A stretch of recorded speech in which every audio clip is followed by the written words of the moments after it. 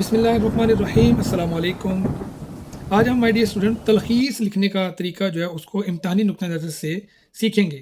تلخیص جبکہ first year کے student اسی طرح جانتے ہیں، یہ آپ کے کوسچنس کے اندر اردو کے پیپر میں لاسٹ کوسچن ہوتا ہے، بہت امپورٹنٹ ہے، 10 نمبر ہے۔ اگر آپ اس کو اچھے طریقے سے سمجھ کے کر لیں، جو میں نے آپ کے لیے یہ ویڈیو بنائی ہے، تو انشاءاللہ آپ 10 میں سے 8-9 نمبر آسانی سے حاصل کر جائیں گے۔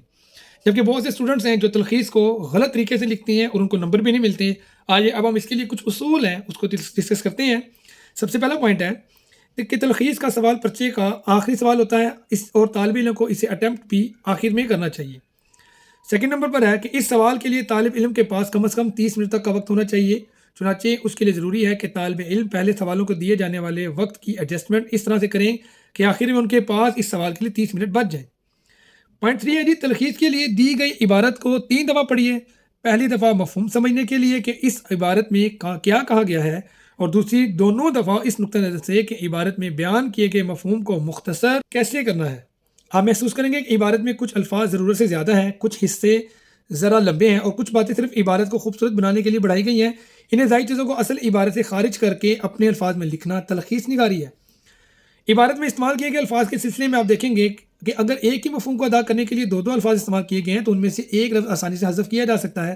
مثال کے طور پر اگر جملہ یوں ہو کہ بادشاہ میں شجاعت و دلیری، فیاضی و سخاوت اور تقوی و خدا ترسی جیسی بے پناہ خوبیاں تھیں، تو اس جملے کو مختصر کر کے یوں لکھا جا سکتا ہے کہ بادشاہ میں شجاعت، فیاضی اور تقوی بہت تھا۔ جن زائد الفاظ کو آپ نے تلخیص کے وقت حذف کرنا ہے یعنی چھوڑ دینا، ان پر سوالیہ پرچے پر ہی نشان لگا لیجیے۔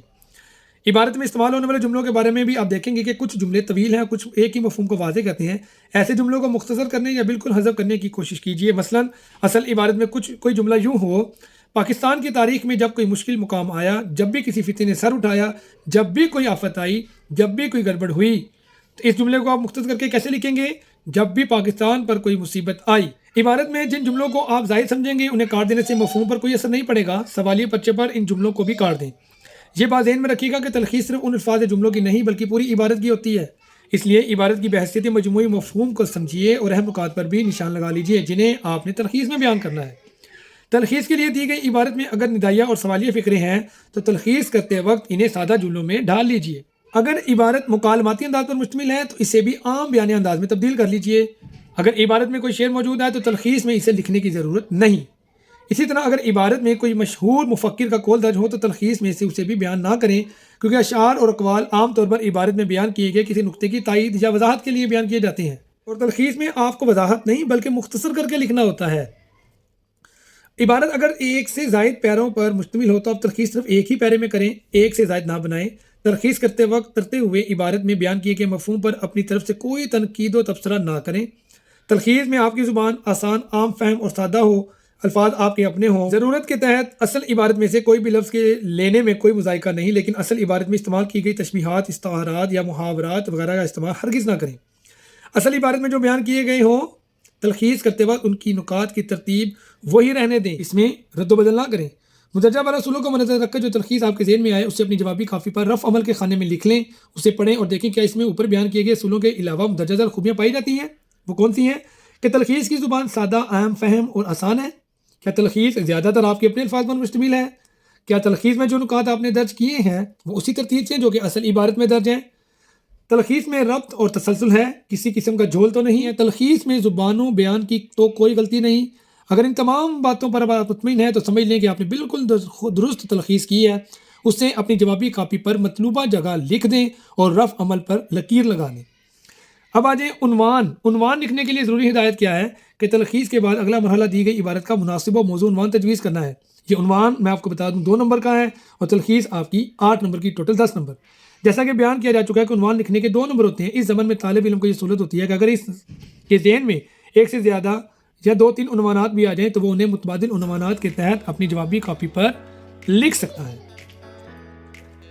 تو مائی ڈیئر اسٹوڈنٹ، ایک عبارت ہے جو میں نے لکھی ہوئی ہے کہ کچھ شبہ نہیں جو عادتیں اور رسمی قوموں میں مروج ہیں ان کا روایات یا رواج یا تو ملک کی آب و ہوا کی خاصیت ہے یا ان امور سے جن کی ضروریات وقتاً فوقتاً بصورت تمدن و معاشرت کے پیش ہوتی گئی ہے۔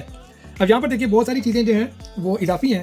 اب جیسا کہ کچھ شبہ نہیں ہے، اس کو آپ تلخیص میں ریموو کریں گے، مٹاتے جائیں گے اپنے کوشچن پیپر پر، اور یہاں لکھیں گے جو عادتیں اور رسمی قوموں میں مروج ہیں ان کا روایات، رواج، اس میں ایک لے لیں گے ہم، ठीक है जी। या तो मुल्क आबो हवा की खासियत है या उन अमूर से जिनकी ज़रूरत वक्त फ़क्त मसरूत तमद्दुन माशरत की पेश होती गई है, इसमें भी हम इसको आहिस्ता आहिस्ता कैंसिल करेंगे। यानी कि इसमें हमने लिखना है कि रवायात आ गई, मुल्क आबो हवा की खासियत जो वक्तन फ़वक्तन या ज़रूरियात को भी छोड़ें, इनको हम अपने लफ्ज़ों में कन्वर्ट करेंगे, थोड़ा सा क्वेश्चन होती गई हैं। या दूसरी कौम की तकलीदों इख्तलात से मुरव्वज की गई हैं या इंसान की हालत तरक्की तंजिल से उनको पैदा करके दिया है।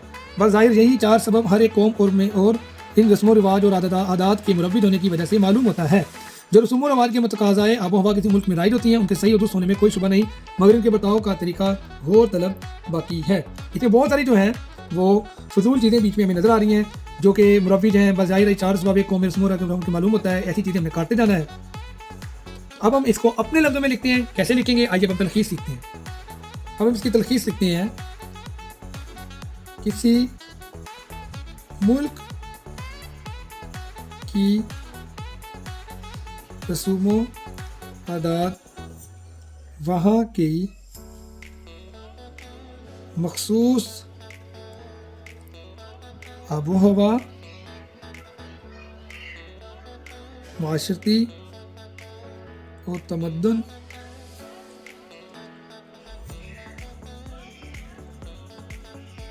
ज़रूरत के तहत हो और दूसरी अक़वाम से मेल जोल और इंसानी हालत में तरक्की या तंजिल की वजह से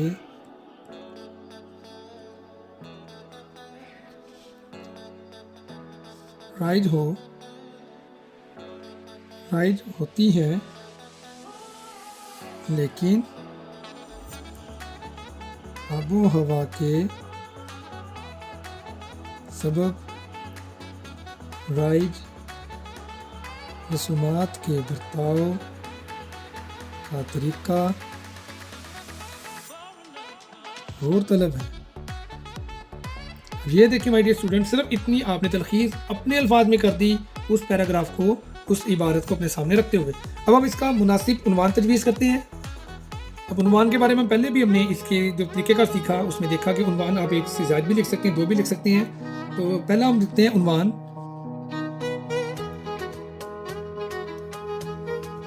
रसूमो आदात के असबाब, और दूसरा हम लिखते हैं हमारे रस्मो रवाज और उनके असबाब। तो यहाँ देखिए माय डियर स्टूडेंट, इनमें से जो भी एग्जामिनर को पसंद आ जाएगा इसके मुताबिक जो होना चाहिए, तो आपका ये 2 नंबर यहाँ से पक्के, 8 नंबर यहाँ से इंशाल्लाह आपको मिलेंगे। 10 में से आप 9 या 10 नंबर पूरे भी आप गेन कर लेंगे अगर आपकी राइटिंग अच्छी है। तो इंशाल्लाह मुझे उम्मीद है कि तलखीस का ये तरीक़ेकार इंशाल्लाह आपको बहुत पसंद आया होगा और इससे आपको काफ़ी फ़ायदा होगा। जज़ाकल्लाह, अल्लाह हाफ़िज़।